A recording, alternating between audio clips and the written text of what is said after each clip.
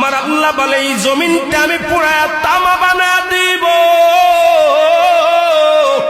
এই জমিনের মধ্যে যত পানি আছে পানিগুলো আমি আল্লাহ পুরায়া ছাই বানায়া দিব। যেদিন কিচ্ছু বলতে কিচ্ছু থাকবে না, সেদিন থাকবে শুধু আমার আল্লাহ। আজকে কার জন্য সুদ খাও, কার জন্য ঘুষ খাও, কার জন্য ব্যভিচার করো, কার জন্য অন্যায় করো রে মন, কার জন্য তোমরা এত বাহাদুরি করো? আরে আজকে একটা কথা বলতে গেলে কষ্ট হয়। এই জমিনটা আল্লাহ পুরায়া তামা বানায়া দিবে। এই জমিনের মাটিগুলো পুড়ে হবে তামা। এই জমিনের যত পানি আছে পানিগুলো পুড়ে হবে ছাই।